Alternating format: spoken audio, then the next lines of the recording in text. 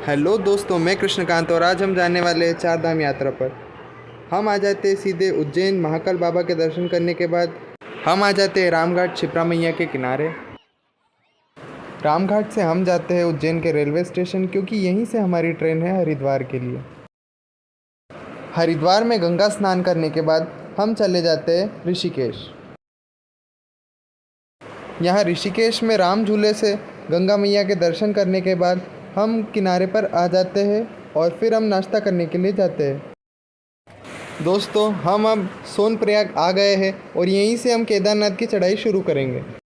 दोस्तों, हम सोनप्रयाग से शेयरिंग ऑटो में गौरीकुंड आ गए हैं। गौरीकुंड से केदारनाथ की चढ़ाई 22 किलोमीटर है, जिसे कि हमने पैदल पार किया था। रास्ते में बार बार बारिश हो रही थी। दोस्तों, हम केदारनाथ के पास बेस कैंप में आ गए हैं और यहाँ से आप बर्फ़ के नज़ारे देख सकते हैं।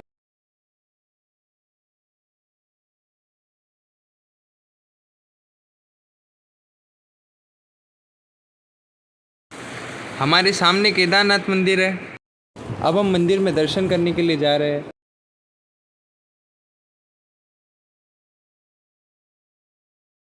बाबा केदारनाथ के मंदिर में फ़ोटोग्राफी करना बिल्कुल मना था, इसलिए हम फ़ोटो नहीं खींच पाए अंदर। ये हमारे पीछे भीमशिला है।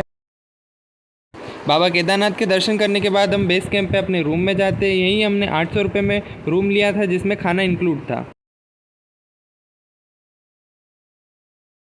दोस्तों, सुबह हो गई है। अब हम वापस गौरीकुंड के लिए जा रहे हैं।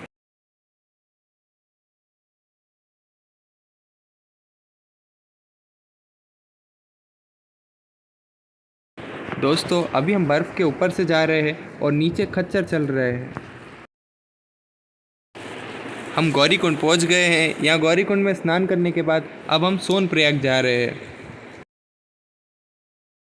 सोनप्रयाग पहुंचने के बाद हम जाते हैं रुद्रप्रयाग।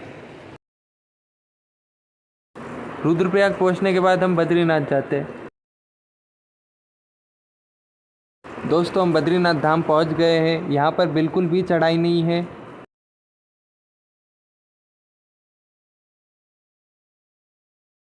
यहाँ ताप्ती कुंड में स्नान करने के बाद हम बद्रीनाथ धाम के दर्शन करने जाते हैं।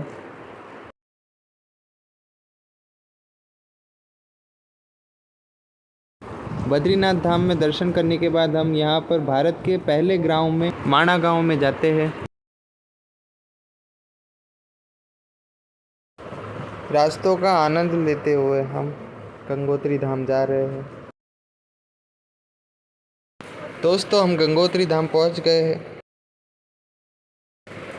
दोस्तों, यहाँ गंगा मैया के दर्शन हो गए हैं।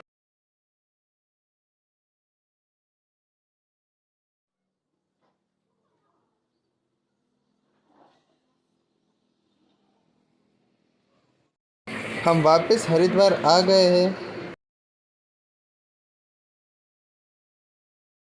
हम शाम को गंगा आरती के दर्शन करते हैं।